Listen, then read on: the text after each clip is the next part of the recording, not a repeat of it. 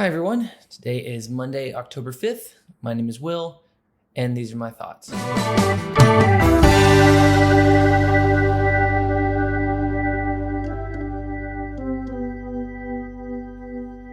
As you can see, I am recording today from my kitchen table. Just thought I'd mix it up a little bit for you guys. Hopefully no little animals come in here and decide that they want to be a part of the video. Although, I don't know, you guys may prefer that. But in any case, it has been a bit of a wild week in sports. The NFL is in full swing now, but COVID, somewhat predictably, has made a bit of a mess of the schedule over the past week. The NBA is in the middle of playing its finals, and although the Heat did win last night, it looks like LeBron is well on track to getting his fourth ring. The Premier League's transfer window is coming to a close today, and there is sure to be a lot of money going in a lot of different directions. Probably quite a bit of it coming out of Manchester, if I had to guess. But the most interesting thing of the sports week, I would argue, happened in baseball. For the first time ever, we had a 16-team playoff, where the participants in the division series would be decided not by the regular season, but by a shotgun 3-game series. And let me tell you, that was just great news for my anxiety. But despite only scoring 2 runs for the first 21 innings of the series against the Reds, the lads did manage to squeak by. Some, though, were not so lucky. Most of the teams that were expected to advance did, with a couple of notable exceptions, and there's one in particular I want to hone in on. The Miami Marlins were one of the teams that benefited most from the expanded playoffs, winning 31 of their 60 regular season games and matching up with the Cubs, who won the Central outright. But before I go into what happened in that series, I want to give you a little bit of history. In 1990, a guy named Wayne Huizenga, the owner of Blockbuster Video, RIP, bought a big chunk of the Miami Dolphins and an even bigger chunk of their stadium. Now, coincidentally, the MLB had announced a couple months before that they were trying to add 2 new teams to their ranks. And like most rich guys would, Wayne Huizenga looked at the half of a stadium he now owned and thought, maybe I could put a baseball team in there. Does the community in South Florida actually want a baseball team? Who knows? And really, who cares? Because I'm rich and I can do what I want. So in 1991, the National League awarded the state of Florida its first Major League Baseball team, the Marlins, who were very nearly called the Flamingos, which I think would have been much more fun. Too bad the city of Miami gave up on that idea forever.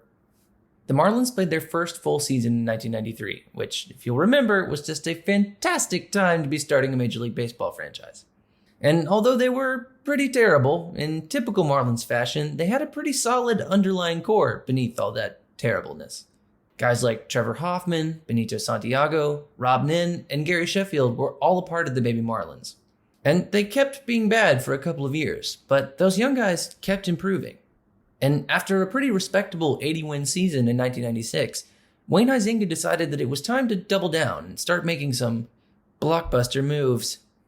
The team hired Jim Leland, who was the manager-architect of the early 90s Pittsburgh Pirate teams, and not coincidentally also hired a pulmonologist on retainer. They brought in big-name free agents like Bobby Bonilla, Alex Fernandez, and Moises Alou, to try and get their new team to new heights that it had never dared to dream of before. Weirdly enough, it worked. Despite being outscored and out-hit in the NLCS, Greg Maddux went 0-2 in his 2 starts, and the Marlins beat the Braves to make it to their first World Series. I think you could pretty easily make an argument that, as was typical of the Braves in the 1990s, it was mostly about their failure than the Marlins' success, but I digress. Their opponent, the Cleveland Indians, boasted a rather beefy lineup, and were in their second World Series in 3 years. But did that discourage these little fish? Of course not.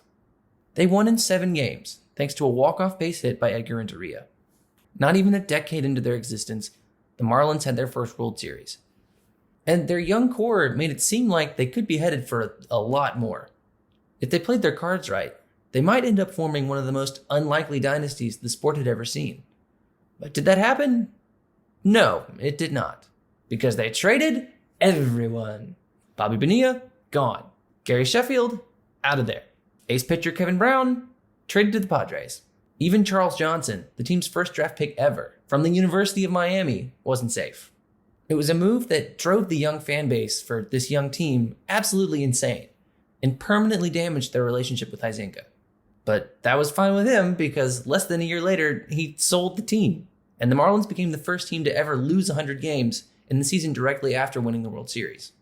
And that kind of ridiculous behavior is enough to set a franchise back for years, which, it did.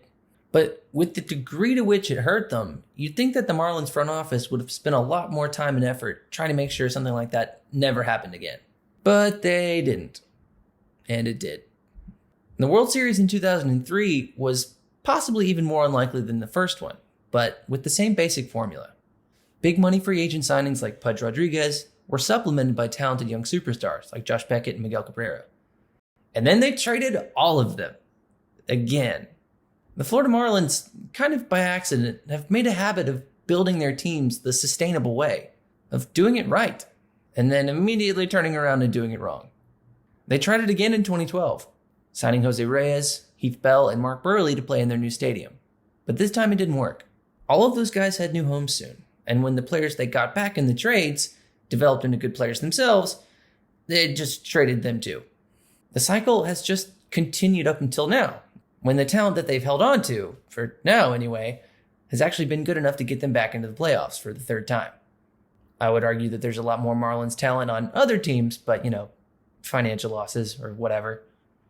It's kind of hard for me to be empathetic towards that argument if you just keep trading your star players. But really, what does it cost them? Even with that seemingly terrible front office management and poor treatment of players, they've managed to get a bright, shiny new stadium and 2 World Series rings out of it. Against pretty much all odds, the Marlins have never lost a postseason series. Like I said earlier, they managed to knock off the Cubs this year to advance to the division series against... Oh God.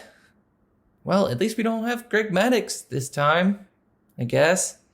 We like to think that the sports gods operate a sort of meritocracy, where teams like the Spurs, the Patriots that run themselves the right way get rewarded. But the Marlins prove that sometimes the universe is just like, you know what? Whatever. These guys can win if they want. Who cares? And if you're a Marlins fan out there, although that seems somewhat unlikely given their stadium attendance, please don't think that I'm just a hater. I'm not. I'm not jealous at all that your little swamp team has fallen ass backwards into winning the World Series in their only 2 postseason appearances ever. Okay, maybe I am just a little. But I don't think the Marlins are a bad franchise. They're just a deeply weird franchise. And if I spent the next week and a half trying to figure them out instead of watching them inevitably beat my Braves, I don't think I'd come any closer to understanding. I'm Will. Those are my thoughts, and I'll see you guys next Monday.